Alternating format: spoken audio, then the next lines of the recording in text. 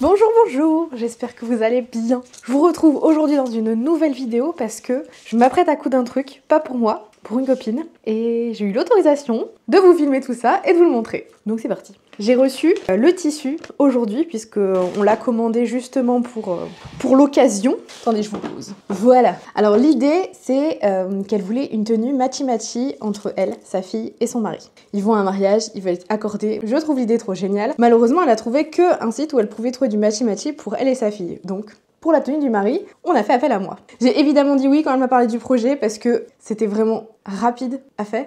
Quelque chose d'assez simple qui me demandait pas de prendre 36 mesures. Donc je suis partie sur ce modèle de la coupe d'or. Parce qu'évidemment, j'en avais pas dans mes patrons tout près, hein, la maison Victor, les Burda, tout ça. Par contre, j'avais ce qu'il fallait dans la coupe d'or, donc je suis partie là-dessus. On a fait une première toile dans un tissu qui était, je crois, la chute de mon tissu pour ma housse de table à repasser. Voilà, rien à voir. Mais c'était un tissu chaînétrable avec zéro extensibilité puisqu'elle avait déjà en tête le tissu qu'elle voulait utiliser. Je me suis donc basée là-dessus. Elle a fait des essais avec son mari. Tout tombe bien, donc je vais pouvoir faire dans le tissu définitif. Il y a juste une petite option, c'est qu'en fait, il faut de la doublure, mais comme j'avais pas encore reçu le tissu définitif, je n'ai pas acheté de doublure. On a listé des couleurs qui potentiellement seraient intéressantes, mais j'attendais de recevoir le tissu. Et aujourd'hui, on a reçu le tissu. J'ai trop hâte de l'ouvrir. Mais si j'ouvre le tissu avec vous, c'est parce que avant de le coudre, je vais devoir faire quelque chose, et ça, j'en ai jamais parlé en vidéo. J'ai probablement dû en parler en story sur Insta, peut-être même dans un article de blog, mais en vidéo, jamais. Donc, je vous montre. Pour info, le tissu vient de chez Cousette. Alors, il y avait plusieurs sites qui le vendaient, mais c'est chez Cousette qu'il était le moins cher. Il était en promo à 50%. Bah écoutez, je viens d'ouvrir un truc qui me sert à rien. Un beau moment ASMR, mais ça n'ouvre pas l'enveloppe pour autant. À l'ancienne, quoi. Voilà le tissu. Alors, il vient de chez Cousette, hein, je vous avais pas menti. Et voilà le rendu du tissu. Vous avez rarement vu ce tissu sur ma chaîne. C'est plutôt chez Emma qu'on voit ce type de tissu. Mais il y a une raison à laquelle pourquoi ce tissu a été choisi. La raison est juste que c'est un tissu typique dans leur famille. Donc là-dessus, il est hyper canon. Franchement, quand elle m'a dit qu'elle voulait ça dans un tissu wax, je me suis dit banco. J'en couds jamais, pourtant c'est hyper coloré. Donc on est parti là-dessus. Enfin, on est parti. Elle est partie parce qu'elle avait déjà acheté des vêtements pour elle et sa fille, mais pas pour son mari. Coup de bol qu'on a retrouvé le tissu qui avait été utilisé par la créatrice parce qu'on aurait pu ne jamais le trouver, genre fin de stock, etc. Donc voici le tissu en question. Avec les cœurs, c'est trop beau. Les cœurs rouges et les sortes de... Moi, je vois un œil, mais dans l'autre sens. Je sais pas ce que vous voyez. En tout cas, moi, je vois un œil. Donc, le tissu wax, je vous mettrai en description, parce qu'il y a Emma qui a fait une vidéo justement sur ce qu'était le tissu wax, toute son histoire, etc. Elle est hyper intéressante comme vidéo et Emma avait fait pas mal de recherches. Donc, si jamais vous pensez connaître le wax, allez quand même voir la vidéo, parce qu'il y a plein de choses que vous allez apprendre dessus. Il y a vraiment pas mal de choses qui ont été passées sous silence, je trouve. Mais il faut remettre un peu l'église au milieu du village et aller apprendre un peu l'histoire de ce tissu. Pour en revenir au tissu, c'est donc un tissu qui est ciré, hein, c'est pour ça qu'il s'appelle wax. Wax en anglais, je vous rappelle que ça veut dire cire. Je vais donc le laver, mais le problème de ce tissu, c'est qu'en fait, ils sont souvent surteints. C'est-à-dire qu'à force de le manipuler, même s'il y a de la cire, alors la cire, elle est principalement impliquée d'un côté, mais ça transperce toujours de l'autre, ça a tendance à se décolorer sur les mains, sur les vêtements, et comme je suppose qu'il va le porter avec une chemise blanche, j'ai pas vraiment envie qu'en enlevant le gilet au soir, il y ait carrément l'imprimé qui soit sur le gilet. Donc je vais fixer les couleurs et c'est pour ça que je voulais vous montrer l'ouverture du tissu avant de découper quoi que ce soit, parce que ça, je le fais jamais. J'en parle jamais, mais du coup, là, je peux vous expliquer pourquoi il faut le faire. Avant toute chose, je vais découper un bout de tissu où j'ai à la fois le bleu, le rose et le violet, parce qu'il faut que j'aille acheter de la doublure. Donc je vais prendre ce petit bout avec moi en magasin et je vais m'occuper du reste. Ce qu'il faut faire avec ce type de tissu, c'est de fixer la couleur. Pour fixer la couleur, il n'y a pas 36 solutions, c'est toujours la même chose. Vous pouvez le faire sur les wax, ça je vous le conseille parce que c'est vraiment toujours surteint. Vous pouvez le faire également sur les jeans, qui, quand vous les touchez en magasin, vous avez déjà les doigts tout bleus, vous pouvez le faire également. Et pour tout autre tissu qui ont été imprimés. Si c'est des tissus teints, c'est-à-dire que quand vous avez un uni, par exemple, et que l'endroit est de la même couleur que l'envers, ça sert à rien de le faire parce que c'est une autre méthode pour donner de la couleur. Vous n'avez pas besoin de fixer la couleur, elle a déjà été faite parmi les étapes avant. Mais tout ce qui va être tissu imprimé, moi je vous conseille de le faire si vous trouvez que ça dégorge. Il suffit juste de passer son tissu dans l'eau froide, pas chaude, dans l'eau froide. Si vous voyez déjà que la couleur, l'eau prend une couleur teintée tout de suite, vous fixez la couleur, vous vous embêtez pas. Pour ça, il vous faut plusieurs éléments. Il vous faut une bassine déjà, ou une baignoire, mais moi j'ai pas de baignoire, donc une bassine ça fera très bien l'affaire. Un seau peut également convenir, en fonction de la taille de votre tissu. Il vous faut également du gros sel, alors Ecoplus je crois, Ecoplus ça vient de chez Leclerc, peu importe, vous prenez le premier prix, donc du gros sel de cuisine, du vinaigre blanc, alors moi j'utilise dans mon ménage, donc j'ai un gros bidon, mais si vous en utilisez pas, juste une petite bouteille ça suffit. Il faut que ça soit du vinaigre blanc, vinaigre blanc, très important. Et enfin, un verre. C'est tout ce qu'il vous faut. Vous allez prendre votre bassine et votre verre va servir à doser. Mes profs d'ennoblissement doivent être en PLS. Je ne pèse absolument rien. Normalement, il y a une règle en fonction du poids du tissu, ce qu'il faut mettre, etc. Là, on va faire à la dose. J'ai pris une dose de gros sel. Donc moi, je vais m'arrêter au repère de mon verre parce que ce sera plus facile. Hop. Donc j'ai pris une dose de gros sel que je mets dans ma bassine. Pour l'instant, il n'y a rien dans la bassine. Et maintenant, il y a du gros sel. Je vais prendre le vinaigre blanc et on va faire un temps pour temps. Donc, ce que j'ai mis en dose de gros sel, on va faire exactement la même chose en vinaigre blanc. Le vinaigre blanc rejoint le gros sel. Ça fait absolument rien, hein, ça mousse pas, juste ça sent le vinaigre, quoi. Ensuite, vous mettez de l'eau froide dans cette bassine. Donc, pas un tout petit peu, hein. La dose, c'était juste pour le vinaigre et le gros sel. Maintenant, vous mettez de l'eau froide. Froide, c'est vraiment important, je le répète, pas d'eau chaude, de l'eau froide. Vous mettez ça dedans et vous laissez tremper votre tissu pendant au moins 2 heures. Je vais mettre de l'eau froide, je reviens. Hop. Vous mélangez bien avec votre main, hein. Vous pouvez y aller, c'est juste du sel et du vinaigre. Hein. Vous n'allez pas perdre votre peau ni vos os, tout va bien. Vous mélangez jusqu'à temps que vous ne sentez plus de grains de sel dans l'eau. Si jamais vous sentez encore quelques grains de sel, rajoutez un peu d'eau. Mais là, par rapport aux doses que j'ai mis, il y a quelques grains qui traînent par-ci par-là, mais en mélangeant, c'est en train de se dissoudre. Une fois que vous sentez plus du tout de grains, vous pouvez mettre votre tissu dans la bassine. L'idée, c'est d'immerger le tissu. Hop. J'ai 1,50 m de tissu dans cette bassine, pour vous donner une info. Donc vous appuyez bien. Dans une baignoire, c'est un peu plus pratique. Dans une baignoire, ce qui est plus pratique, c'est que vous pouvez faire plusieurs tissus en même temps. Alors, dans la baignoire, quand ça dégorge comme ça, vous pouvez même mettre plusieurs tissus de couleurs différentes. Le vinaigre et le sel ne vont pas faire en sorte que les couleurs vont déteindre les unes sur les autres. Vous pouvez y aller tranquille. Là, vous faites attention que tout le tissu soit immergé. Faut pas qu'il y ait un petit bout qui dépasse. Donc ça, c'est mon côté un petit peu cucu ta tasse, mais s'il y a un bout qui dépasse, et ben la couleur elle sera pas fixée sur ce bout qui dépasse. Donc vous laissez ça tremper au moins 2 heures. Le mieux c'est toute une nuit, mais si vous n'avez pas le temps, vous pouvez laisser tremper au moins 2 heures. Une fois que c'est fait, que ça a bien trempé, normalement la règle c'est de recommencer au bout de 2 heures si on voit que l'eau s'est teintée. C'est-à-dire que si l'eau au bout de 2 heures elle est teintée, vous videz l'eau et vous faites exactement la même chose. Donc le vinaigre blanc, le gros sel, dans de l'eau froide, vous immergez et vous refaites 2 heures. Normalement, il faut faire ça jusqu'à temps que l'eau soit claire. Moi, je le fais une fois, je laisse tremper toute la nuit, c'est largement suffisant. Et une fois que vous avez laissé tremper votre tissu, vous le passez en machine. C'est important, je le répète à chaque fois, il faut toujours laver ces tissus avant de les coudre. Vous ne savez pas et vous ne voulez pas savoir où est-ce que ça a traîné, donc je vous conseille fortement de les laver. Ne cousez jamais un vêtement sans avoir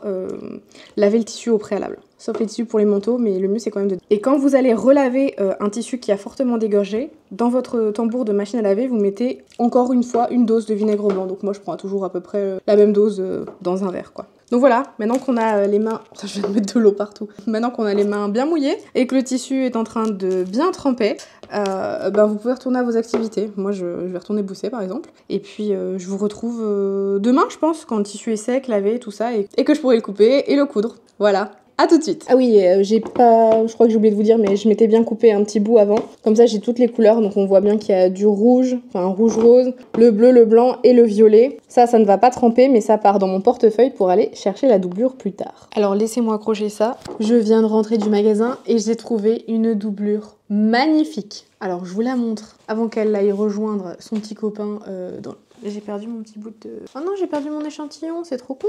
Bref, tant pis. J'ai pris une doublure, donc une vraie doublure. Hein. C'est pas un tissu que j'ai pris pour faire une doublure, mais c'est pas un tissu de doublure. C'est un vrai tissu de doublure, prune comme ça. Et je voulais vous montrer, j'avais ramené un petit bout de tissu. Enfin, j'avais mon petit bout de tissu que j'avais pris au magasin, quoi. Attendez, faut que je le retrouve. Ah, il est là. Mieux quand même. Alors, je sais pas si vous verrez bien en caméra, mais sur ce petit bout de tissu, il y a 3 couleurs. Il y a un rouge rose framboise, il y a un violet, un bleu, et bon, il y a du blanc et du noir également, mais on va dire que ça compte pas comme couleur. J'ai trouvé les 3 couleurs, j'ai trouvé du rose, j'ai trouvé du bleu et j'ai trouvé du violet. Alors le rose, j'ai pas trouvé le même rose, j'ai trouvé un rose qui était très rose Barbie pétant, ou rose pâle, sinon il y avait un rouge, ça allait pas.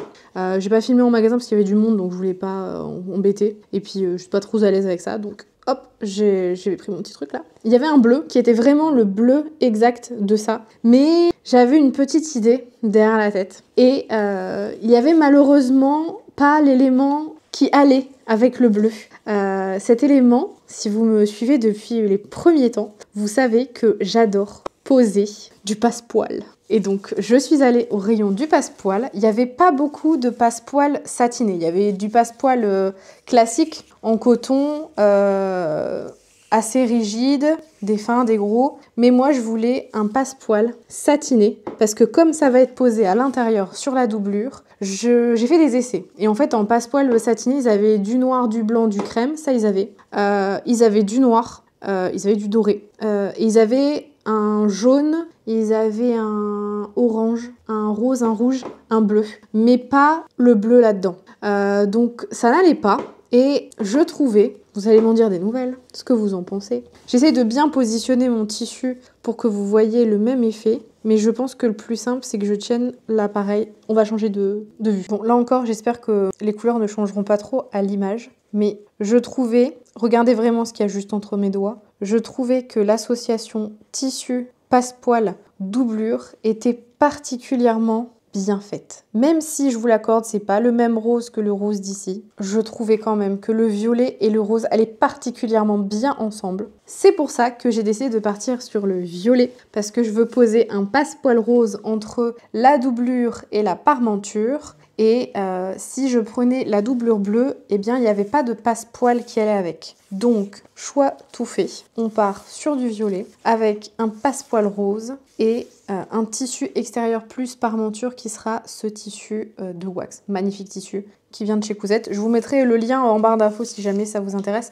Pensez d'ailleurs à aller voir la barre d'infos parce que j'y mets toujours plein d'informations sur les tissus que j'utilise, sur mes machines, sur des outils que vous voyez utiliser en vidéo. Alors quand les outils, je les ai achetés sur Amazon, j'ai tout compilé dans une page boutique Amazon, donc c'est pas moi qui les vends, hein, c'est juste moi qui vais chercher les liens des choses que j'ai achetées sur Amazon et que j'utilise et je les mets là-dedans. Et du coup, si vous passez par le lien de la boutique, je touche une petite commission qui est l'ordre de 2-3% du montant total. Donc c'est pas quelque chose que vous payez en plus, c'est Amazon qui me donne cet argent. Mais je vous avoue que pour arriver à quelque chose de potable avec 2-3% sur des trucs à 3-4 balles, je compte pas dessus pour vivre. Mais bon, je vous explique juste comment fonctionne le principe. Donc là, j'ai mon tissu qui est en train de tremper, j'ai ma doublure qui est là, j'ai mon passepoil qui est ici. Donc je vais aller surjeter la doublure, je vais mettre ça dans un petit filet et quand je vais laver le tissu principal, je vais tout mettre dans la même machine et comme ça tout va être lavé une fois, tout va sécher en même temps et il n'y a plus rien qui dégorgera puisque quand je vais relaver le wax, je mettrai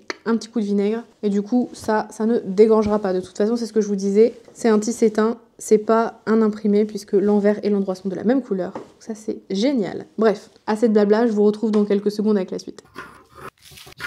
Comme vous venez de le voir à l'instant, j'ai coupé mes pièces de tissu. J'ai pas pu tout couper puisque dans mon calcul du métrage de tissu, j'ai oublié une notion importante dans l'équation, la laise. Puisqu'au cas où vous ne le sauriez pas, sachez qu'une laise de tissu wax est beaucoup plus petite qu'une laise de tissu classique. On est entre les 1m10, 1m15 sur un tissu wax, là où un tissu classique, on va être plutôt vers les 1m45, 1m50. Et ça a toute son importance quand on fait des calculs, notamment par rapport au motif et également quand on veut faire en sorte que son vêtement soit symétrique. Je me suis pas lancée dans le raccord parce que le tissu wax c'est quand même un tissu artisanal, donc au niveau de la répétabilité du motif, on n'est pas forcément hyper bien répété. Mais je peux couper des pièces qui sont quasi symétriques. Donc je me suis pas occupée des raccords. Par contre, je me suis occupée de la symétrie, histoire que un droit correspond à la même pièce à son gauche, etc. J'ai pas pu découper 3 pièces. C'est un peu beaucoup. Il me manque les pièces du dos et il me manque un demi-devant dans le tissu principal. Donc ce que je vous propose, puisque évidemment j'ai recommandé du tissu principal pour couper mes 3 pièces qui manquent, c'est qu'on va s'occuper tout de suite de la doublure. Au niveau des pièces de la doublure, je me suis un petit peu cassé la nénette parce que je voulais que le bas de la veste soit vraiment bien droite. Donc ce que j'ai fait, c'est que j'ai découpé ma pièce doublure dans le bas, à peu près 5 cm. sur toutes les pièces sauf la parmenture devant pour pouvoir réassembler la doublure avec la partie du bas de la doublure qui serait dans le même tissu que l'extérieur. Comme c'est assez rigide, je suis sûre que ça tombe bien et au pire, si j'ai un bout de tissu qui redépasse, ce sera le même tissu que l'extérieur. Donc je vais assembler pour le moment mes morceaux qui vont ensemble pour reconstituer les pièces de doublure entière. Donc je vais avoir une pièce ici qui est la doublure côté devant. J'ai une doublure côté dos et j'ai la pièce du coup du dos à assembler en entier parce que je ne voulais pas qu'il y ait deux pièces en fait. Alors vous allez mieux comprendre. J'ai coupé une pièce de parmenture en entier parce que je voulais pas qu'il y ait de couture. Donc je vais d'abord les assembler, ces deux là ensemble, puis ensuite je poserai les parmentures en haut et en bas.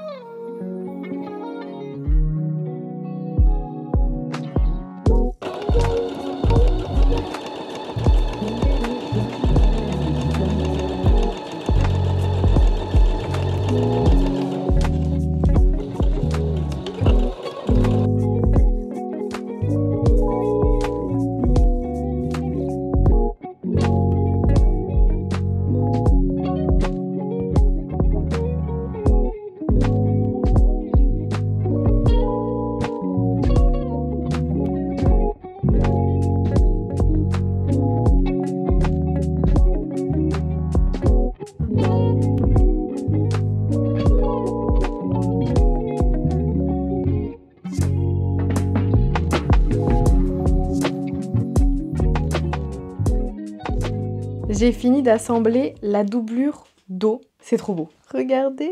Je trouve que le violet va particulièrement bien avec le violet qu'il y avait en tout petit dans le fond du motif. C'est pas le motif principal qui est en violet, mais je trouve que ça rend superbement bien. Donc maintenant, je vais m'occuper de la partie doublure devant avant d'assembler les deux parties. Si vous bougez, je suis désolée, c'est le gros cul de Berlioz. Et je déconne absolument pas. Je vais vous montrer. Je pose mon doigt là où vous êtes. Voilà. Donc Berlioz est en train de vous donner un bon gros coup de cul là, histoire de vous dégager puisqu'il ne supporte pas ne pas être le centre de l'attention. Donc, je disais, j'ai fini la doublure dos et honnêtement je la trouve trop canon. Alors il fait particulièrement chaud, la canicule est de retour donc je n'ai pas repassé, ce qui explique que les coutures gondolent un tout petit peu. Ce que j'ai fait c'est d'utiliser ma roulette. Mais quand il fera moins chaud, je passerai un coup de fer passé. Évidemment, j'ai cranté tous les arrondis, histoire que ce soit bien joli. Je ne vais pas faire de sous-piqûre. Je me suis longtemps tâtée, est-ce que je fais une sous-piqûre là ou pas.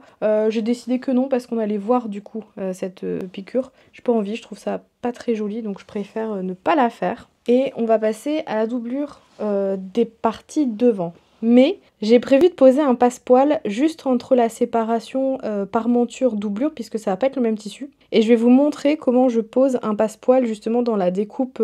Enfin bref, vous allez voir. Je vais vous montrer comment je fais pour poser le passepoil. J'ai acheté ce magnifique passepoil rose satiné qui va rendre du plus bel effet avec la doublure. Et je vais la poser, alors pour que vous ayez la vision, c'est donc ma partie parmenture, j'ai thermocollé toutes les pièces de parmenture. Je vais prendre l'autre parce que là je vais encore le mettre sur le micro, ça va être horrible après au montage. Donc imaginez que ça c'est à l'intérieur. Donc là après je vais avoir la pièce de doublure, et bien je vais mettre le passepoil entre les deux. Donc je vais faire ça en plusieurs étapes, je fais pas ça comme une bourrine, sinon ça va pas être joli. Et c'est pas le but. Donc, première étape, c'est de prendre son passepoil, de l'épingler à 1 cm, puisque ça va être ma marge de couture. Et l'idée, c'est de bien s'appliquer pour coudre le passepoil, pour que quand je vais coudre la doublure, je n'aurai plus qu'à suivre la piqûre que j'ai fait pour coudre le passepoil, et la doublure sera piquée correctement, et on ne verra que le petit boudin du passepoil, puisque pour celles qui débutent dans la couture ou qui n'en ont jamais posé, le passepoil, c'est un cordon qui est cousu en fait à l'intérieur d'un biais. Donc ça permet d'aller faire des courbes. Et une fois fini, on ne veut voir que le petit boudin. On ne veut pas voir le reste, donc on ne veut pas voir la piqûre, on ne veut pas voir tout ça. On ne veut voir que le petit boudin qui dépasse entre la doublure et le tissu principal. Enfin, dans mon cas. Mais retenez le principe qu'un passepoil, ça se pose dans une couture entre deux tissus, qui soient différents ou identiques. Ça, c'est vous qui voyez selon le style. Donc je vais d'abord poser le passepoil et pour vous montrer ça de plus près, je vais ressortir les lunettes puisque dans ma dernière vidéo, je vous avais montré comment je cousais grâce à ces lunettes, ce qui me permet moi d'avoir le champ dégagé entre moi et la machine et vous apparemment vous voyez pas mal. Donc c'est tout bénef, donc on passe avec les lunettes. Alors vous voyez, le passepoil se présente ainsi, moi je vais le poser tout du long là. Et le passepoil doit être posé à 1 cm. Donc je vois qu'il faut que je laisse à peu près 2-3 mm de libre. Donc je vais épingler d'abord mon passepoil pour qu'il ne bouge pas. C'est un peu le plus chiant à faire. Je vais mettre comme ça. Donc on va épingler le passepoil. On va essayer de garder à chaque fois le même écartement. Je ne vais pas remesurer puisque l'idée c'est vraiment d'aller piquer au bord. Et c'est ma piqûre qui déterminera le reste. Donc je mets les épingles que je retirerai au fur et à mesure que je vais coudre. Et je vois que là j'arrive en dehors, donc ce que je vais faire c'est couper le surplus. Je vais donc couper le surplus et ce que je vais faire c'est défaire la couture jusqu'ici pour couper le cordon parce qu'en fait à la fin quand je vais devoir coudre avec ma parmenture, j'ai pas envie de me retrouver avec la partie du cordon ici. Donc je vais enlever juste avant. Alors je vais découdre tout doucement. L'idée c'est vraiment de pouvoir ouvrir le biais et de retirer le cordon. Donc j'utilise le découpe-vite pour ça, c'est plus facile. Donc là ma marge de couture elle va être de 1 cm. Donc je vais essayer de remonter un tout petit peu plus haut, à peu près jusque là. Je vais pouvoir couper directement, tirer sur les fils. L'idée c'est de pouvoir ouvrir en fait le passepoil. Et je vais couper le cordon. Je vais remonter encore un tout petit peu. Il n'y aura plus de cordon en fait dans le bas. Ça sera plus facile quand je vais vouloir coudre à la fin la doublure avec le tissu extérieur. Ça m'évitera d'avoir une surépaisseur à cause du cordon. Juste le cordon, je remets tout en place. Et quand je vais faire ma couture de toute façon tout à l'heure, quand je serai à 1 cm, il n'y aura plus de cordon ici. Vous voyez, c'est tout plat, donc j'aurai pas de problème pour tout à l'heure. Là, je vais juste faire attention de ne pas avoir des fils dans tous les sens parce que ça, c'est vraiment pas joli. Hop. Et maintenant, je vais coudre vraiment au ras du boudin. Mais vraiment, si j'arrive, il faudrait que j'arrive à le faire là. Donc pas sur la couture, mais vraiment juste sur la gauche de la couture. Et pour coudre du passepoil, moi, j'utilise mon zip exprès pour les fermetures éclairs. Et pourquoi je fais ça? Tout simplement parce que le pied va pouvoir venir glisser au bord du passepoil. Je vais vous montrer ça tout de suite.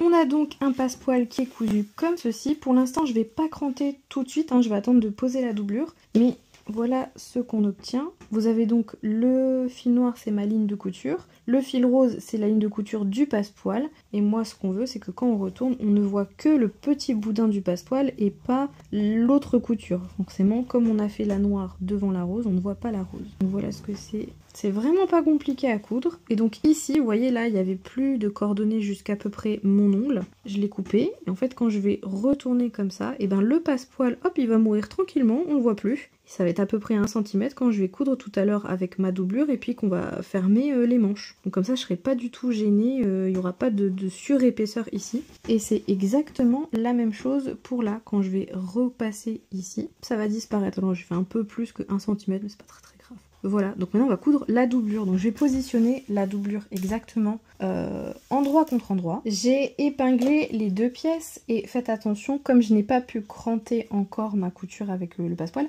c'est pour ça que ça rebique un peu. Mais tout à l'heure quand je vais cranter, ça ira beaucoup mieux. Donc pas hésiter à bien placer son tissu. Et en fait on va coudre maintenant en regardant cette face-là. Pourquoi on va coudre en regardant cette face-là? Eh bien parce qu'on a exactement la ligne de piqûre du passepoil. Et maintenant on va recoudre exactement sur cette ligne et pas plus à gauche ni plus à droite, exactement sur cette ligne.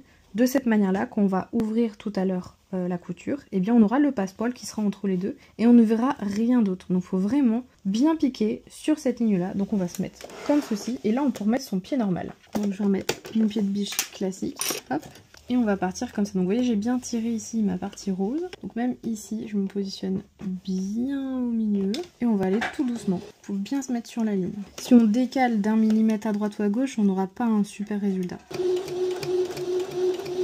Et là pour la fin, je vais également tirer le reste du passepoil vers l'extérieur. Maintenant, on va pouvoir retirer les épingles et observer le résultat. Et cranter aussi, mais d'abord regarder le résultat. Avant de cranter, c'est important. Vous voyez, il y a même Berlioz qui vient pour voir le résultat. Donc on a quelque chose comme ceci. Donc là il y avait le raccord, donc c'est un petit peu plus boursouflé. Là je me suis un tout petit peu décalée, mais on dirait que ça passe. Et on a du coup cette jolie couture là. Donc là j'ai un petit peu... Vous voyez là je me suis décalée d'un demi-millimètre à peine. Et donc du coup on voit la couture. Donc je pense que je vais le reprendre pour vraiment être vraiment bien à gauche. Pas avoir ça, c'est pas ça très joli. Vous voyez par exemple ici on était très bien. Là on était bien aussi, là aussi. Là bon ça a boursouflé mais c'était bien. Le reste était nickel. Et vous voyez là à la fin, mon petit bout de passe-poil il rentre entre les deux, on le verra pas puisque tout à l'heure quand je vais coudre avec la parmenture à 1 cm, ça s'arrêtera juste un peu avant et je serai pas gênée par un boudin. Et je serai pas non plus gênée par un boudin ici au niveau de l'aisselle. Donc quand je vais faire l'arrondi tout à l'heure, ça sera aussi bien pratique. Donc je vais juste reprendre ça et je vais faire exactement la même chose de l'autre côté. Et puis je vais cranter aussi, mais je vais d'abord faire ça avant de cranter. J'ai fini de coudre toutes les pièces de la doublure. J'espère que vous êtes prêts.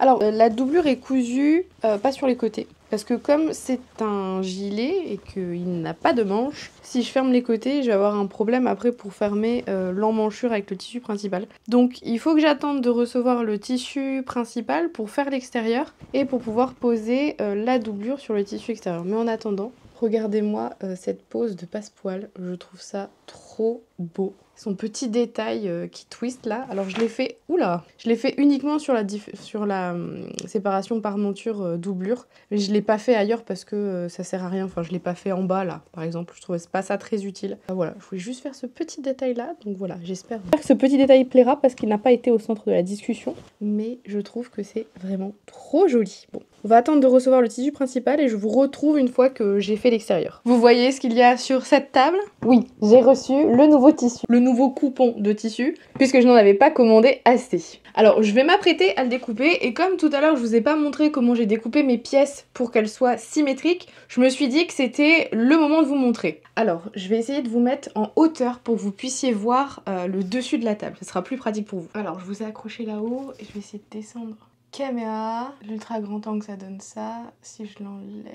Oh, je vais le remettre. Vous verrez un peu mieux. Alors je vais juste essayer de... Voilà. Là vous êtes à peu près droit normalement et vous devez bien m'entendre. Donc ça j'ai pu en avoir besoin pour le moment. Alors ça c'est la pièce du dos. La pièce du dos elle se coupe pas au pli parce que je pense que vous verrez à la caméra. Ici il y a un petit creux histoire que ça colle au dos. Donc je ne la coupe pas au pli et si je la coupais j'aurais fait différemment. Mais là comme je dois la couper 2 fois, j'ai déplié totalement mon tissu et je vais couper une première fois mon tissu. Et ensuite, je retournerai ce que j'ai coupé pour trouver la meilleure position qui corresponde. Alors, j'ai décidé de partir, je pense que vous le verrez à travers le papier, j'ai décidé de placer les cœurs dans le milieu du dos. Donc j'essaye de placer mon patron bien comme il faut. Je change pas le droit fil, hein, je garde le droit fil. J'épingle du coup le patron sur mon tissu. Évidemment on fait ça sur un tissu repassé, hein, c'est beaucoup mieux. Et une fois que c'est fait, on va venir découper la première pièce. Donc là j'ai ma première pièce de découper et je vais la retourner, hop, pour essayer de trouver son semblable. Et quand je dis je vais essayer de trouver, des fois c'est pas facile, surtout avec ce type de tissu, parce que comme c'est assez artisanal comme impression, et bien des fois on tombe pas hyper juste. Par exemple là en haut, je tombe hyper bien. J'ai la continuité du losange, plus bas, j'ai la continuité du losange, des épis. Là si je veux positionner le bas du cœur, je vais arriver à quelque chose. Mais regardez en fait sur le côté, tout est décalé ici. Parce que c'est fait de manière artisanale. C'est pas grave.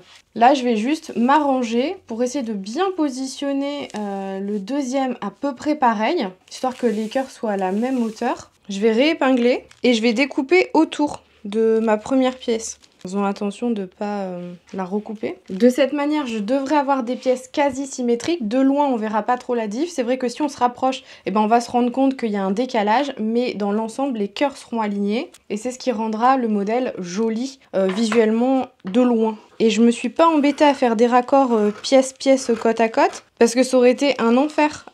Justement parce que le motif est répété, mais il n'est pas répétable. La répétabilité n'est pas correcte. Je sais pas si vous comprenez l'idée. Et je fais exactement la même chose quand je fais des tissus à carreaux, des tissus à ligne ou des tissus avec un motif qui est vraiment qui se répète bien. Genre quand c'est des motifs tissés où le fil a été inséré pour faire le motif, ça c'est vachement bien comme technique. C'est beaucoup plus long à couper du coup, mais ça marche hyper bien pour avoir des jolies continuités de motifs. Et donc là, j'ai bien mes 2 pièces qui sont quasi identiques. Enfin, si je vous les mets pas côte à côte, vous allez vous dire « Ah, franchement, elles sont pareilles et tout ». Et si je vous les mets côte à côte, vous allez dire « Oh, en fait, elles sont pas pareilles ». Mais ça va, ça va. On va faire le test. J'enlève mes boules, hein. Franchement, si je vous les mets côte à côte comme ça, vous pouvez penser qu'elles sont hyper bien identiques, mais quand on regarde dans les détails, et ben là on a une plus grosse part de bleu foncé, là c'est plus petit, là on en a quasiment pas alors que là on en a, là c'est quasiment ça, là la fleur on a quasiment coupé au milieu, hein. Mais après le motif comme il se décale un tout petit peu, ben forcément ma découpe elle se décale aussi. C'est pas très grave, hein. En soi on s'en fout.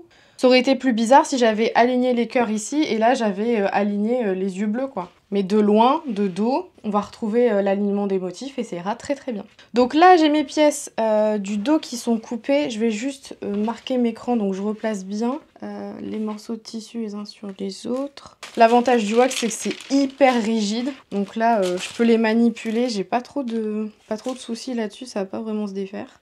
Ah si, c'est le cran de montage du truc pour serrer dans le dos. Hop. Il me reste encore quelques pièces à couper, 3 il me semble, et je vous retrouve tout de suite. J'ai toutes mes pièces pour le veston extérieur. Donc là on a les 2 pièces du dos, le côté dos et les 2 petites pièces pour faire les passants afin de resserrer dans le dos. Là j'ai juste pas la petite attache mais au moins ça c'est déjà prêt. Et ensuite j'ai les pièces pour le devant. Donc il y a là le veston, le même qu'on a cousu pour la parmenture, enfin qu'on a coupé et cousu déjà.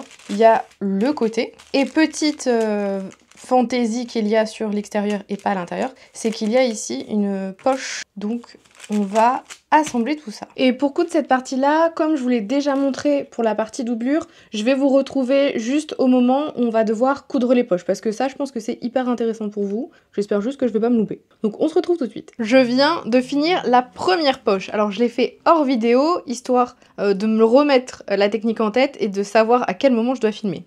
Regardez comment elle est trop belle. Bon, je suis sûre que vous la voyez pas trop. En fait, elle est juste là. Et peut-être que si je mets quelque chose dedans, vous la verrez mieux. Hop, elle est à cet endroit-là. Et à l'intérieur, on a quelque chose comme ça. Alors, c'est pas une grande poche, hein. Le but, c'est pas d'y mettre l'entièreté de son sac à main. Une clé, un petit paquet de mouchoirs. C'est tout, quoi. Voilà. Donc, on en est là avec la petite poche. Ici, donc sur la jonction des 2 pièces. Et maintenant, je vais vous montrer comment j'ai fait sur l'autre versant. Mais avant ça, je vais attacher mes cheveux parce que là, on est obligé d'utiliser le fer à repasser. Et du coup, j'ai méga chaud. Alors, on va changer de vue aussi, comme ça vous verrez mieux. Alors, la toute première étape, c'est d'abord de tracer sa poche. Alors, moi, je l'ai tracée sur l'endroit, mais également sur l'envers. Sur l'envers, bon, ça sert pas à grand chose en soi, mais je préfère la tracer des 2 côtés et vous verrez pourquoi. Alors, j'ai tracé ma poche ici. Et ensuite, j'ai 2 pièces pour ma poche. J'ai la pièce de passepoil et ce qui va constituer la poche. Alors moi, j'utilise un seul bout que je replie sur lui-même pour faire une poche. Ça m'évite de faire une couture. Mais après, vous faites comme vous voulez. Alors, je vais vous montrer en comparaison avec le côté qui est déjà fait. C'est aussi pour ça que c'est plus pratique pour moi de faire comme ça. Donc ici, on a le passepoil qui est là, donc là on a le pli du passepoil et à l'intérieur vous voyez, donc on peut ressortir la poche, on a la poche en satin violet. Et bien ici on va exactement faire la même chose, évidemment, enfin, on va essayer de pas se tromper. Donc là sur mon petit passepoil qui va se retrouver quand j'aurai fini quelque chose comme ça, ce que je vais faire, eh bien c'est également tracer sur mon passepoil les lignes de couture. Alors que je m'explique, les 2 lignes là, ce sont les repères de bord de poche. Donc voilà, c'est tracé. Et ensuite, mon passepoil doit faire 2 cm. Donc par rapport au côté qui est plié, eh bien j'ai tracé une parallèle à 2 cm. Et pour la suite, on va passer avec ça, maintenant vous savez. Pour coudre le passepoil, je vais y aller en plusieurs étapes. Vous pouvez combiner des étapes, mais moi je préfère pas. Je vais aligner mon passepoil par rapport au rectangle que j'ai tracé. Donc pour ça, je vais planter une épingle ici, dans le coin, et je veux faire correspondre avec ce coin-là. On va faire la même chose avec l'autre coin. Je pique ici, et je viens piquer exactement dans le coin. Et je ressors. Et ensuite, je vais aligner ici mon rectangle. Donc pareil, je pique ici dans la couture, enfin dans le trait que j'ai tracé, et également le trait ici. Et on va faire notre première couture. Donc notre première couture, elle va commencer ici et elle va se terminer là. Ou dans l'autre sens, mais il faut que ça commence et que ça termine exactement dans les angles avec des points d'arrêt des deux côtés. Pour faire ça, moi je vous conseille de diminuer votre point. Moi je passe de 2,5 à 2 et je fais ma couture tranquillement. Et je viens coudre exactement sur le trait. C'est pour ça que j'ai épinglé tout à l'heure. Et vous voyez, on a bien la couture qui démarre ici et qui s'arrête là et qui ne va pas plus loin que les repères. Quant aux traits, je les ai plutôt bien suivis parce qu'on ne voit pas dessus ni dessous, donc je suis bien dessus. Maintenant, je vais fixer la deuxième partie, celle de la poche. Et pour éviter de m'emmêler les pinceaux, je vais épingler tout vers le bas sur ce que je viens de coudre, juste pour que ça ne me gêne pas. Ensuite, la poche, je vais la prendre endroit, je vais la poser endroit contre endroit. Donc là, on est sur l'endroit de la poche, là, on est sur l'envers, vous voyez, il y a une différence. Et exactement de la même manière, je vais retracer les petits repères pour épingler ma poche. Voilà, j'ai fait mes petits repères et de la même manière, je vais utiliser des épingles pour faire correspondre dans les coins. Donc ce coin-là, je veux qu'il corresponde avec ce coin-là, vraiment le coin en face de là où j'ai cousu tout à l'heure. J'épingle. Ce coin-là, pareil, je veux qu'il aille ici, donc je mets bien en face à face. Une fois que c'est fait, je bouge là et je vais mettre juste une épingle au milieu pour éviter qu'en fait je me retrouve à coudre comme ça, même s'il y a peu de chances que ça arrive. Donc je pique encore une fois dans le trait et je repique dans le trait que j'ai tracé sur l'extérieur. Et de la même manière que pour ici, on va coudre de là jusque là avec un point d'arrêt au début et à la fin. On obtient donc quelque chose comme ça, donc on a bien la couture du haut qui est là et à nouveau on a bien cousu sur le trait, un tout petit peu décalé, mais c'est pas grave. Maintenant on va ouvrir la couture qu'on a, enfin on va ouvrir l'espace là, donc on va couper sur le trait d'ici. Et moi je viens refaire un repère que j'ai oublié de faire, donc je le fais à 1,5 cm du bord de mon rectangle de poche. Et l'idée ça va être de venir de découper ici, entre mes deux repères, puis de le repère jusqu'à la couture qui a été faite, je vais venir découper en angle. Je pense que vous l'avez déjà vu, sa fameuse patte doigt ou le Y là. Donc l'idée c'est vraiment d'aller du repère jusqu'à la couture qui est là, sans couper la couture. Voilà.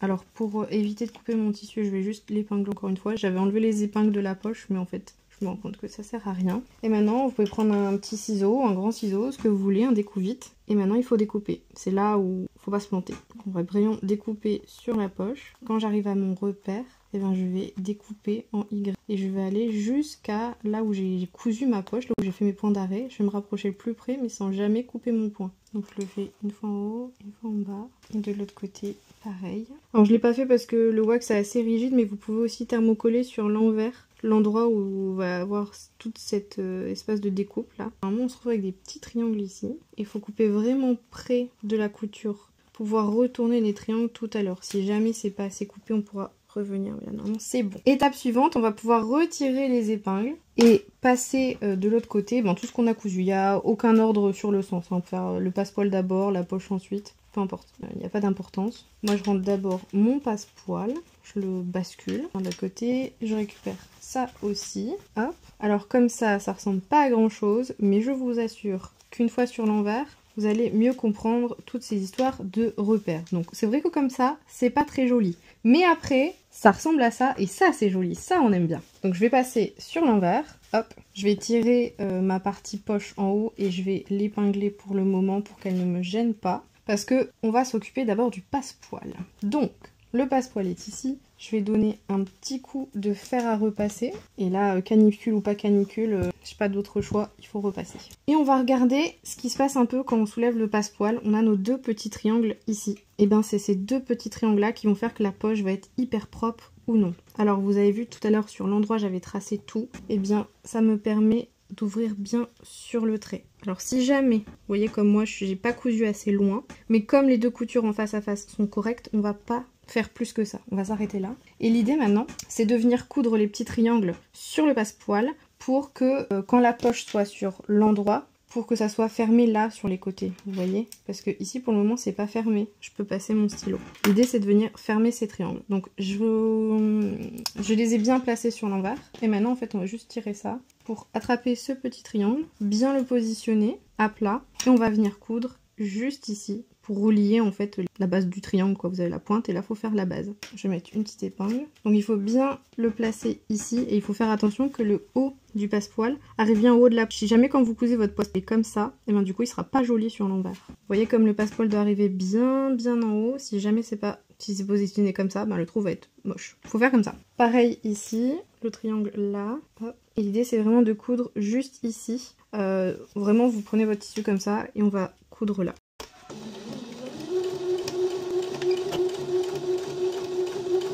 Je viens donc de coudre mes petits triangles, donc celui-ci et celui-ci également. Et quand je retourne sur l'endroit, et bien là ce n'est plus ouvert. Alors j'ai gommé entre temps mes petits repères ici, parce qu'on est sur l'endroit, j'ai envie de voir mes coups de crayon, là je vais pouvoir le retirer aussi. Et donc là on a une super poche en haut, nickel, enfin franchement vraiment jolie. Et on va s'occuper maintenant de la partie poche en soi, parce qu'il faut la fermer maintenant cette poche. Donc je vais juste passer un petit coup de fer ici pour que l'ouverture soit bien jolie. Hop. Et moi ce que je vais faire, c'est que le bout ici, eh bien je vais le coudre sur le bas de la poche là. Donc vraiment je le positionne et je prends juste ici. Enfin c'est le bas de la poche, c'est le bas du passepoil en fait qu'on a cousu tout à l'heure. Donc je mets en face, je viens épingler et je viens juste faire une couture droite là. J'ai cousu ici, donc je pense qu'on voit pas trop, hein, parce que c'est ton sur ton. Et maintenant on va fermer les côtés. Et pour fermer les côtés, on fait attention, on replace toute la poche vers le bas. Vous pouvez aussi le faire en replaçant la poche vers le haut, mais du coup ça sera pas une poche qui sera utilisable.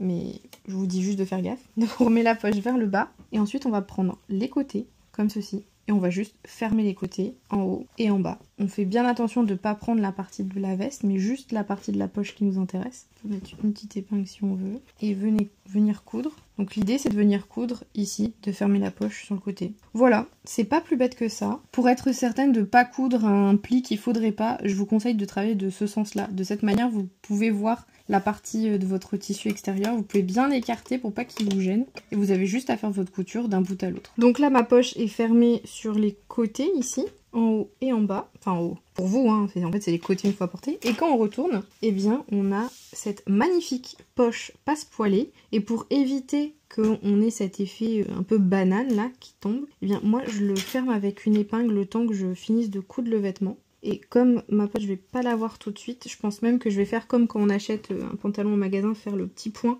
pour éviter que la poche elle pende. Mais ce qu'on peut faire, c'est surtout passer un bon coup de fer à repasser. C'est pas compliqué de faire la poche passepoilée, ce qui est juste compliqué c'est de prendre son temps et de faire en sorte de bien respecter les angles pour qu'on ait quelque chose de propre. Donc là si je voudrais de tatillon par exemple, ici j'ai décalé d'un demi-millimètre, pas très grave mais c'est pas hyper propre. Et de l'autre côté, on avait quelque chose de si beau. Alors je vais mettre en face à face pour que vous les voyez mieux. Mais voilà, une première poche, là j'ai pas fini de la repasser. Deuxième poche. Et ensuite on va plaquer tout ça avec les épingles pour que ça ne bouge pas. La poche passepoilée, je trouve qu'on s'en fait toute une montagne et en fait c'est pas si compliqué que ça. Donc pour le moment, j'ai mes deux devants, comme ça. Donc là vous avez l'endroit et l'envers avec les poches. J'ai le dos. Et du coup, je vais assembler tout ça au niveau des épaules pour me retrouver à la même étape que la doublure du gilet. On a donc deux pièces quasi identiques, mais une est la doublure et l'autre est l'extérieur. Donc maintenant, on va les positionner de cette manière-là. Je vous rappelle, elles sont pas fermées sur les côtés. On va les positionner endroit contre endroit et on va fermer des endroits stratégiques. Donc endroit contre endroit, ça donne quelque chose comme ça. Et on va épingler tout, presque tout le tour. Et on va fermer ici, donc je vais aller de la parmenture jusque là, comme ça. Et on va fermer également les grandes manches, les emmanchures qui sont pas fermées. Donc il faut tout épingler et coudre les manches, ainsi que toute l'encolure. Et moi je vais partir également jusque la parmenture, je vais m'arrêter sur les côtés.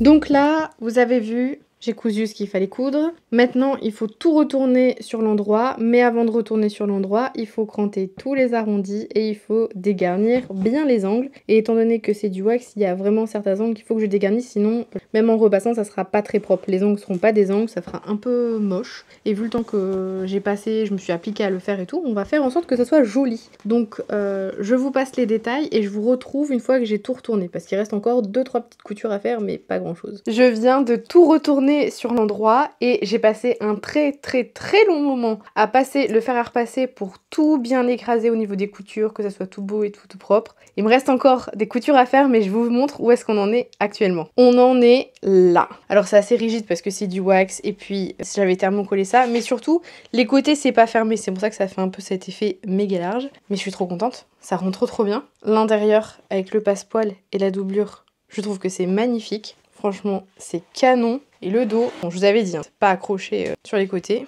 Et le dos, on a quelque chose de comme ça. Donc pour l'instant, ça n'est pas fermé en bas, ça n'est pas fermé sur les côtés. Par contre, au niveau des manches, c'est hyper propre. Franchement. Le repassage a été un peu long, hein, je vous cache pas, long et fastidieux. Je vous rappelle que c'est la canicule. C'était un peu compliqué de repasser tout ça, mais c'était nécessaire. Là, je pouvais pas passer à l'étape suivante sans faire de repassage. J'ai pas sous-piqué, j'ai pas surpiqué. J'ai vu une petite technique tout à l'heure que je ferai pour éviter que la doublure ne ressorte, mais je vais voir si c'est nécessaire. Enfin voilà. On en est là. Franchement, il reste 3 coutures à faire. Je vous récupère sur le bureau pour vous montrer comment on va s'occuper de la suite. Donc là, il faut fermer les côtés et il faut aussi fermer le bas, parce que c'est moche pour l'instant. Donc ce qu'on va faire, pour le moment, le gilet est ouvert en fait. Ce n'est pas fermé sur les côtés comme vous l'avez vu, donc je vais le poser à plat. Et en fait, on va fermer les côtés, doublure et tissu extérieur en une seule fois. Je m'explique. Je vais peut-être vous baisser un petit peu pour que vous voyez un peu mieux de quoi je veux parler. Donc là, on a l'emmanchure. Là, on a le devant. Là, on a le dos. De chaque côté, on a le tissu principal et sa doublure. Attendez, j'ai un petit bout de truc dégueulasse qui n'a rien à faire ici, qui est en train de s'en mêler, parce que forcément, j'ai pas surjeté les côtés. Bref, on a donc l'emmanchure, le dos, le devant. Ce qu'on va faire, c'est positionner les coutures côté ensemble, donc tissu extérieur contre tissu extérieur, et doublure contre doublure. Et pour faire ça, on va prendre juste le croisement qui sera sous les bras, on les positionne en face l'un sur l'autre, et de cette manière, on va pouvoir épingler les deux côtés en une seule fois, enfin les deux côtés. La doublure dans le prolongement du tissu extérieur. Donc là, j'ai ma doublure, et j'ai le tissu extérieur. Donc je vais épingler tout ça. Je viens de finir de coudre, donc en une seule fois, on a cousu le devant et la doublure. Ce qui fait que quand je remets sur l'endroit, je ne l'ai pas retourné de beaucoup, et bien on a la piqûre qui va d'un côté et de l'autre. C'est celle que je viens de faire. En fait, on commence là sur l'extérieur, puis on va ici, à l'intérieur, dans la doublure. Donc on a un premier côté de fermé. Pour le deuxième côté, on va faire exactement la même chose, à la différence près que dans la partie doublure, on va laisser une ouverture. Donc moi, je vais coudre le début de la doublure, je vais coudre la fin de la doublure, et entre les deux, je vais pas coudre. Parce qu'en fait, quand je vais fermer le dos, il va falloir que je laisse un espace ouvert pour tout retourner. J'avais anticipé, j'avais déjà laissé un trou dans le dos, mais je pense qu'il est pas grand assez. Donc je vais plutôt laisser toute ma couture de doublure côté qui sera ouverte, et je viendrai faire un point à la main. Je vous montre ça. J'ai fermé le deuxième côté et vous voyez, j'ai bien laissé une belle ouverture pour pouvoir retourner. Maintenant, on va s'occuper de fermer le dos, puisque le dos, lui, il n'est pas du tout fermé. Donc là maintenant, il va falloir remettre un peu, hop, ressortir les angles, même si j'ai déjà repassé.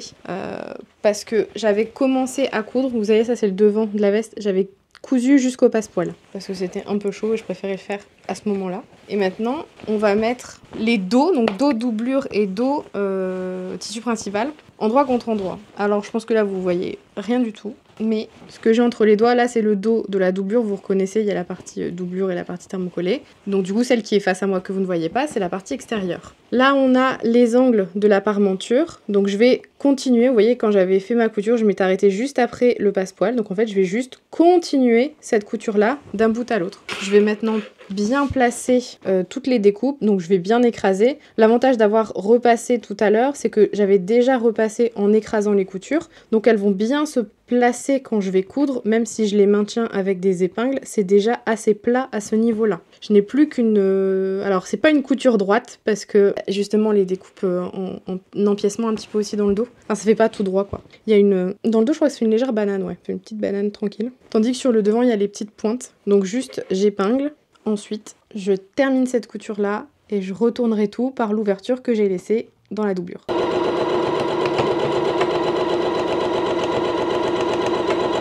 C'est l'heure de vérité. Un petit coup de repassage d'abord.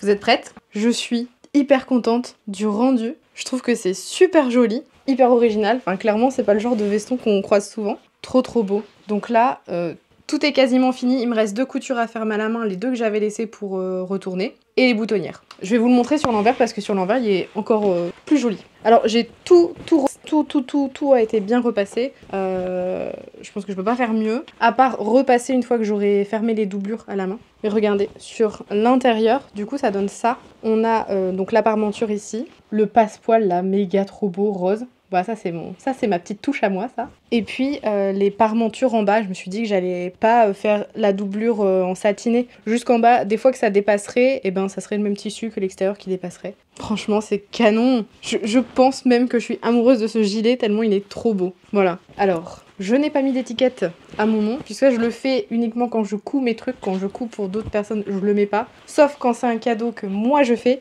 Mais là, comme c'est un truc qu'on m'a demandé, je me permets pas de le faire. Après, j'avais des étiquettes rigolotes, mais ça marche pas dans ce cas-là. C'est les étiquettes made by ma meuf. C'est pas mon mec, donc je peux pas le mettre. Mais j'ai pas de commandé par ma meuf, par exemple. Ça serait trop marrant. Ben voilà, on en est là. Donc là, je vais commencer par faire les boutonnières, je pense. Parce que faut filer à la main, je ferai ça hors caméra. Je vous ai montré dans la précédente vidéo comment je faisais pour fermer un point à la main. Donc si vous n'avez pas vu la dernière vidéo, ben je vous la remets ici, dans le i, ou dans la description de la vidéo. Je vous mettrai le lien si vous voulez aller voir et je vous mettrai le timer également. Parce que je pense sincèrement que sur du foncé comme ça, vous allez rien voir en caméra.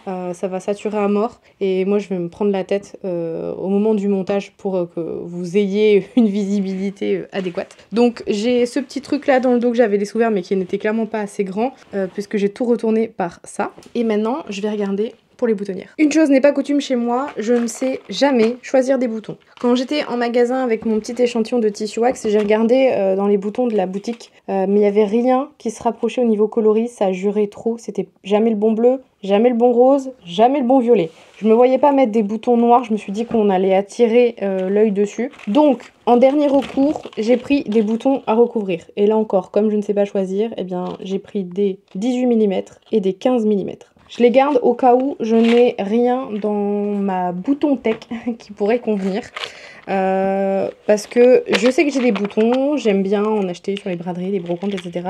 Je sais jamais forcément la bonne taille ni le bon chiffre. Donc on va regarder. J'ai des boutons de chemisier comme ça, mais je pense que ça sera trop petit pour fermer. Je vais regarder sur net, mais pour moi c'est trop petit. Noir, j'ai l'impression que ça va bien, mais ça attire trop l'œil. Après j'ai des violets. C'est pas le même violet que le tissu, mais ils sont dans le même match. Assez cool. Un peu trop clair. Ça, c'est ce que j'ai pour les boutons style bouton de chemisier. Après, j'ai ma boîte avec des plus gros boutons. Donc là, mes boutons, je les classe par couleur. Enfin, je les range. Je les classe pas, je les range. J'ai des super boutons qui auraient pu convenir. Je n'en ai que 3. Ces boutons-là auraient été hyper jolis, mais j'en ai que 3. Je peux pas juste mettre 3 boutons et une veste, ça va pas. Faudrait... Ah, quoique. Je vais vous montrer. Alors, je vous ai mis ces fameux boutons violets. Donc, il y en a un ici, un là et un là. J'en ai que 3.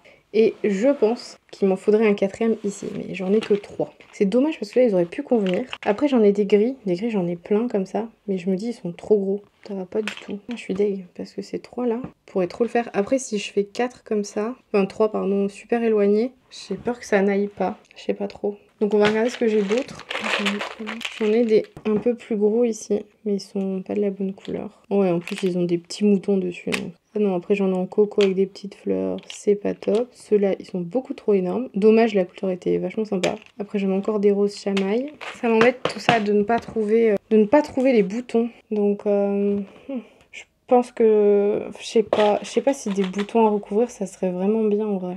J'ai un peu un doute. J'ai quand même envie d'aller voir dans un autre magasin de tissus si je trouverais pas des boutons mieux adaptés. Parce que c'est pas mal, mais il m'en manque un. C'est hyper con quoi. Je regarde sur internet, mais les gilets d'hommes, je suis sûre qu'il y a plus de boutons que ça. Je sais pas si vous verrez à l'écran, mais quand on regarde les gilets de costume pour hommes, il y a 1, 2, 3, 4, 1, 2, 3, 4, 5, c'est 4 ou 5 boutons, c'est pas 3. Donc je pense que je suis bonne pour faire un aller-retour à la boutique pour trouver des boutons. Parce que je me dépêche de finir ce gilet. Et en plus, il reste que ça à faire. Ça et finir les doublures. Donc, c'est parti, let's go. On va chercher des boutons. Et peut-être je vous emmène avec moi. Je vous retrouve le lendemain. Je viens d'arriver au magasin. Puisque je me suis rappelé qu'hier, en fait, on était le 15 août. Et que du coup, c'était férié. Et que les magasins étaient fermés. Donc, j'ai pas pu y aller tout de suite. Je me suis donc mis en route ce matin. Et j'ai emmené avec moi le gilet. Pour pouvoir voir en magasin quelles étaient les couleurs de boutons qui rendraient bien. S'il y a la bonne taille de boutons. Et s'il y a des boutons qui me plaisent. Voilà, je vous emmène avec moi. Et du coup, on va là. Bonjour.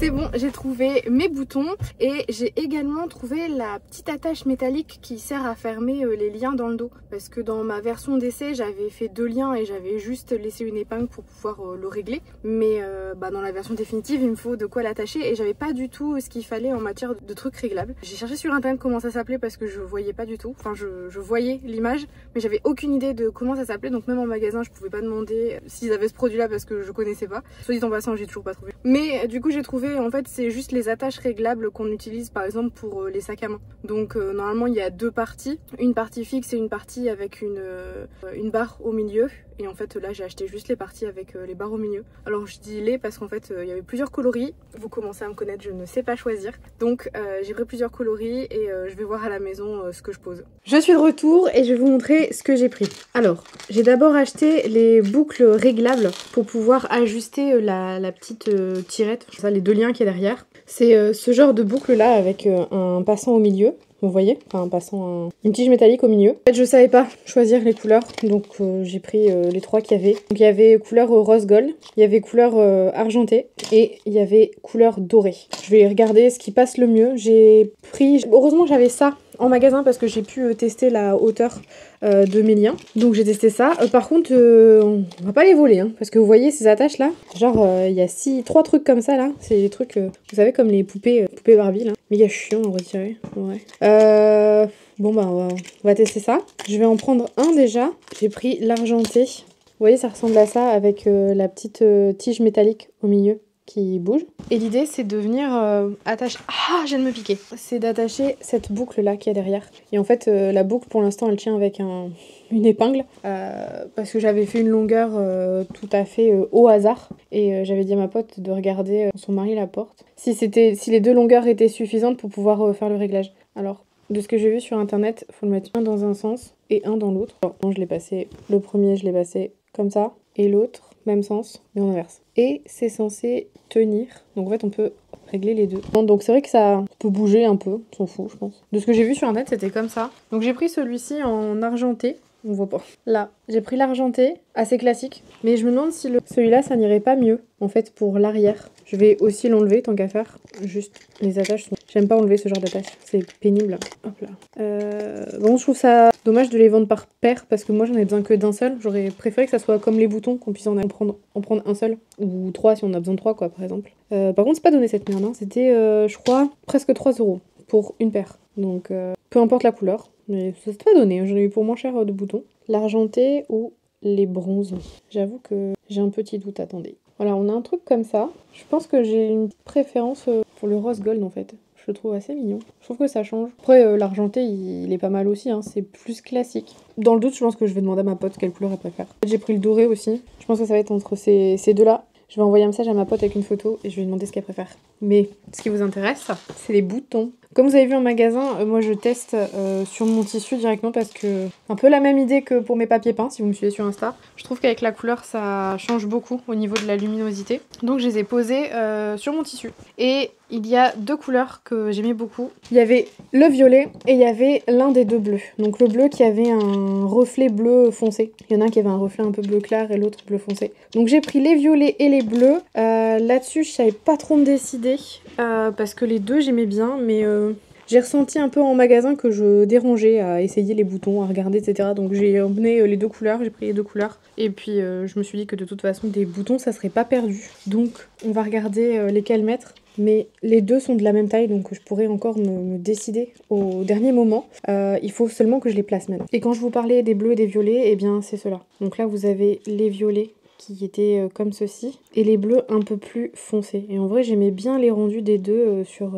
mon tissu, donc je vais encore regarder et voir lequel me plaît. Alors j'ai essayé de tracer le milieu devant de mes deux devants, mais avec les motifs, j'ai énormément de mal à voir le trait que j'ai tracé. Donc j'ai décidé de le repasser avec un fil de couleur contrastée. Donc j'ai pris un fil jaune. C'est ce qui ressort le mieux sur toutes les couleurs qu'il y a dans le motif. Et de cette manière, je fais un faux fil des deux côtés. Comme ça, je saurai quelle ligne suivre pour aligner mes boutons. Mais également quelle ligne suivre pour aligner le début des boutonnières. Parce que ça, c'est la prochaine grande étape. Et si rien n'est aligné, ça va être la cata. Donc j'ai décidé de faire ça. J'avoue que d'habitude je le fais pas trop, je marque en fait avec un stylo les repères. Mais là en fait comme il y a plein de couleurs, j'arrive pas à trouver un stylo qui marque bien. Donc faux fil, c'est la meilleure solution. C'est un peu plus long, mais ça marche bien aussi. Donc là je suis en train de finir le deuxième côté. J'ai fini l'autre tout à l'heure. Je vais vous montrer à quoi ça ressemble. Donc je fais même pas de point d'arrêt, je passe un fil dessus, dessous, dessus, dessous. Et on a quelque chose comme ça. Donc là, vous voyez bien la ligne jaune, en fait, c'est le milieu devant. Et de l'autre côté, pareil, il y a la ligne jaune. Donc on la voit vachement bien également aussi à l'intérieur. À l'intérieur, à la rigueur, je m'en moque un peu. Maintenant, il va falloir que je répartisse mes boutons. Et pour ça, je vais utiliser cette magnifique règle à boutons. Je pense que tout le monde la connaît ici. Je vais poser 6 boutons. 1, 2, 3, 4, 5, 6 ici. Donc il faut que j'en ai un en haut et un en bas. Et je pense qu'à ce niveau-là, c'est pas trop mal. Là, je vais essayer de faire mes repères. Il y en a toujours un qui tombe dans le blanc. Et du coup, on le voit pas très bien. Et je vais positionner tout de suite également sur l'autre face. Donc je vais poser en face à face mes deux devants, qui pour le coup sont vachement bien raccord. Enfin, elles font la même hauteur. Je vais faire un trait. Sauf qu'il y en a un qui tombe en plein dans le vide. Dans le blanc. Et donc du coup, moi avec mon stylo blanc, je vois pas pour l'écrire. Je vais essayer de prendre une craie, mais j'ai pas de fine craie. En fait, j'ai que ça en fine craie blanche, Bohin. Mais j'ai pas d'autres craies de couleur fine. J'en ai, mais des très grosses. Voilà, j'ai ça qui vient de chez Prix, mais ça c'est beaucoup plus gros. Mais je sais pas si ça existe des craies aussi fines que le Critérium. Voilà, j'ai tous mes repères de fait. Je vais juste refaire celui-là. Je pense que vous voyez rien en caméra, mais je vais vous montrer comment. Je sais pas si là vous verrez mieux, mais en fait j'ai fait mes repères. Donc 1, 2,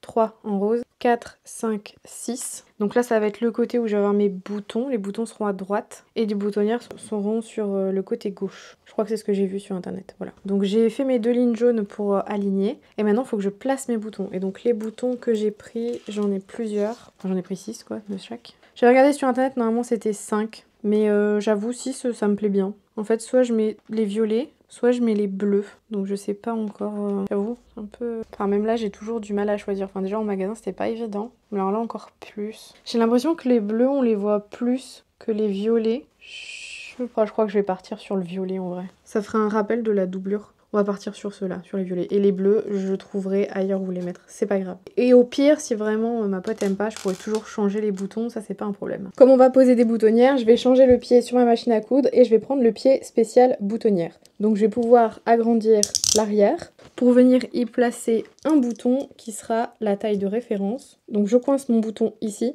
qui va me donner une hauteur de boutonnière. Et ça c'est fixe. Donc le bouton on doit bouger mais sans partir. De toute façon je peux pas... Non ça c'est pour le desserrer. Je peux pas le serrer plus. Voilà il bouge un peu mais c'est normal. Donc je vais mettre ce pied là sur la machine et j'ai envie d'utiliser la technique du cordonnet pour renforcer ma boutonnière. Donc je sais pas si vous voyez mais c'est un petit cordonnet qu'on va venir coincer ici dans les dents. On va tirer le fil entre les deux et non, la boutonnière est censée se faire sur les deux bouts de cordonnet. Donc avant de me lancer là-dedans directement sur le gilet, je vais faire un test dans une chute. Alors, j'espère que vous verrez bien, mais en fait à l'arrière, donc là on est sur l'arrière du pied, vous voyez le bouton. Sur l'arrière du pied boutonnière, j'ai un petit téton là en plastique. Donc je suis venue accrocher autour un fil cordonné. Donc c'est juste un long fil que j'ai plié en deux. Donc je viens l'accrocher ici et je viens le faire passer sous le pied et je fais ressortir en bas. Il y a également la même chose. J'espère que vous verrez bien.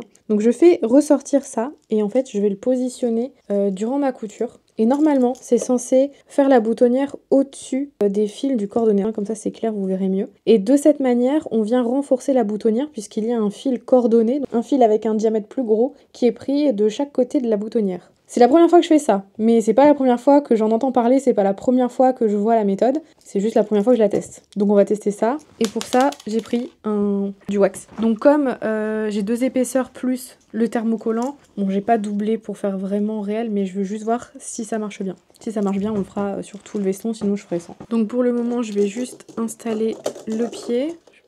J'ai peut-être pris une longueur de cordonnet un peu long. Ah oui, il faut pas que je tire trop sinon ça bouge. Ok, juste, je vais bien le placer. Et puis, je vais faire mon essai. Alors, je place mon petit bout de fil, mon petit bout de tissu en dessous. Comme ça.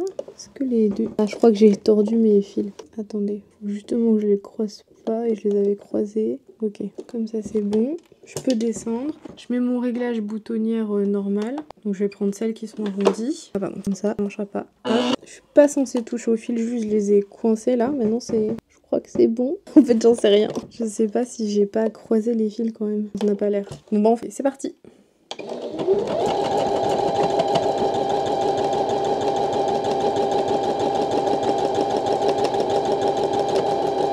Instant de vérité, tirer ça, couper mon fil là, j'ai récupéré ma boucle. Alors je vais essayer de vous décrire pour que vous puissiez vous repérer, mais ça c'est la boucle qui était à l'arrière du pied, et ça c'est les deux bouts du cordonnet que je tenais devant. Ce fil là que je vais couper, c'est des fils de boutonnière, donc je vais les couper tout de suite pour que ça ne vous gêne pas dans la vision de l'image. Hop. Et en principe, si je tire sur les deux côtés du cordonnet, il devrait glisser, je pense. C'est ce que j'avais vu. Pour venir se coller en fait dans la boutonnière. Mais j'ai un doute du fait que là ça fait des points quoi. Ah non, donc là vous voyez je tiens juste la boutonnière, je tire pour rentrer la boucle et en fait on ne voit plus la boucle en haut. En bas il y a les deux bouts qui dépassent donc ça va couper. Et en principe là on a fait une boutonnière renforcée parce que dans le petit pont là, eh bien il y a le cordonnet qui passe. Sur l'endroit on a ça, et sur l'envers on a ça, et les deux petits fils ici c'est les fils de couture de la boutonnière que je vais pouvoir couper également. Le rendu est assez sympa, alors on s'en rend je pense pas compte en vidéo, mais en vrai on peut mieux sentir le bombé de la boutonnière. En fait c'est dû au cordonnet qui est dedans, qui vient faire un petit volume. Donc pas trop mal pour ça, je trouve ça pas mal. Donc je pense qu'on va partir là-dessus. J'ai essayé une autre technique pour faire tenir le fil parce que je vous avoue, entre tenir devant, insérer la boutonnière, faire en sorte que les fils se croisent pas, etc. C'est un peu chiant, d'autant plus qu'en fait sur le pied boutonnière, vous avez des picots pour tenir le tissu et faire en sorte que ça avance et que ça ne bouge pas. Donc autre technique, j'ai attaché la boucle sur l'avant du pied et à l'arrière, en fait, sur le petit téton du haut, et autour j'ai fait un petit nœud. Je pense qu'on verra pas grand chose, mais de cette manière là j'ai pu à le tenir et ça tient tout seul. Donc en fait je mets mon pied, je fais ma boutonnière et après pour tout couper il faut que j'enlève mon pied pour pouvoir tout retirer. Mais en soi ça marche beaucoup mieux, d'autant plus que comme je me retrouve avec la boucle à l'avant de ma boutonnière, et comme je fais des boutonnières avec un arrondi sur le devant, et quand je tire le fil, tout le fil finit l'arrondi. Je trouve ça un peu plus malin pour avoir une continuité de fil justement dans cet endroit de la boutonnière où ça va tenir toute la force, parce que forcément c'est là que va se retrouver les forces qu'on va tirer sur le bouton pour le mettre, l'enlever, le porter, etc. Je trouve ça plus pertinent d'avoir un cordonnet qui passe dans la zone justement où il y a le plus de force qu'à l'arrière de la boutonnière, là on s'en moque un peu.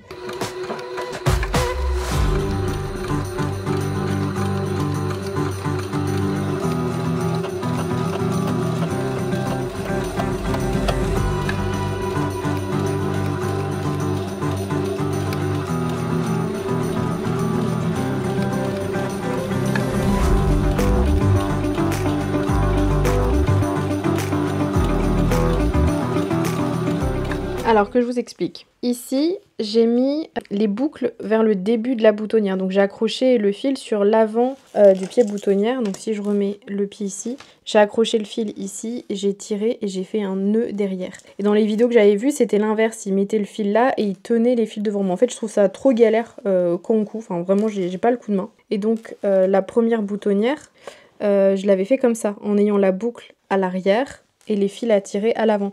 Mais comme ma boutonnière, je sais pas si vous verrez bien, il y a un arrondi sur le devant, je trouve ça un peu dommage d'avoir l'arrondi qui est caché ici et la zone où il va y avoir toutes les tensions quand on va mettre le bouton, elle n'est pas renforcée. Donc en inversant, bah forcément on se retrouve avec la boucle de ce côté-là. Et quand je vais tirer, alors je sais pas si je vais réussir à une seule main, mais peut-être je vais devoir vous poser en fait. Voilà, donc on a la boucle qui est ici et les deux côtés libres qui sont là. Donc quand je vais tirer le fil, la boucle elle va rentrer et elle va se mettre à l'avant de cette boutonnière. Je sais pas si je vais... Voilà, hop, on vient cacher la boucle en fait dans l'arrondi et comme quand on va mettre le bouton, toute la tension va se retrouver ici. Je trouve ça plus malin. Donc je vais essayer de faire le deuxième à côté pour que vous le voyez également. Juste je viens tirer sur l'un des deux fils, hein, peu importe. Les deux sont censés fonctionner. Après il y a toujours un côté qui est un peu plus long parce que je les ai pas coupés forcément au milieu. Je vais faire la même chose sur les derniers. Peine un peu. Là j'ai rentré la boucle. Et le dernier, hop. Donc maintenant, je vais pouvoir couper en fait les fils qui formaient la fin. Là, je les coupe à ras, hein, pas d'autre solution. Hop. Et là, on peut voir que toutes les boutonnières en fait commencent bien sur la ligne jaune. Donc ça m'a servi de repère pour placer mes boutonnières avec le pied. Ah, et puis j'ai pas tiré du coup celle-ci. Là, vous allez comprendre. Si je tire la toute première, c'est la boucle en fait, elle est de ce côté-là. Donc j'ai pas de renfort ici en bas. C'est pas grave, c'est la première que j'ai fait. Hop. Et maintenant, j'ai plus qu'à retirer mon faux fil jaune et à coudre les boutons de l'autre côté.